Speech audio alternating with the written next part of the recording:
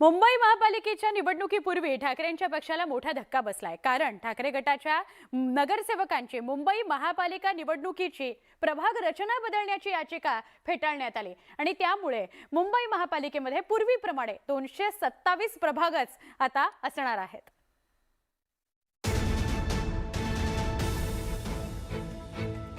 मुंबई महानगरपालिका निवडणुकीचं पडघम वाजण्यापूर्वी ठाकरेंच्या पक्षाला मोठा धक्का बसलाय।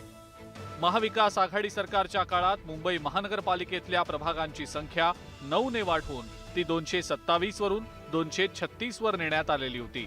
मात्र राज्यामध्ये सत्तांतर होताच शिवसेना भाजप सरकारने महाविकास आघाडीचा हा निर्णय फिरवत प्रभाग संख्या 227 वर ठेवण्याचा निर्णय घेतला होता।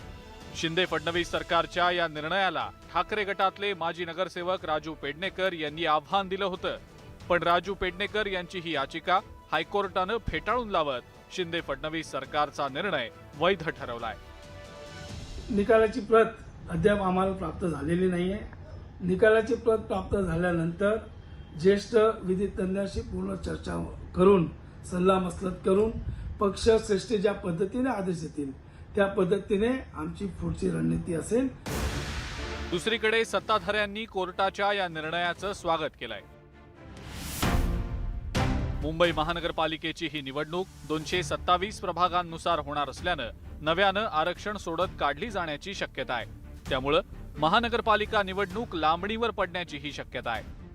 227 ची वाढ रचना ही परत करावी लागेल आणि परत वाढ रचना झाल्यानंतर परत आरक्षण काढावं लागेल।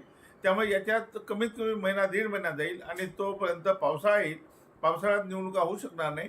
याचा अर्थ असा आहे की दिवाळीच्या पलीकडे या निवडणुका जातील।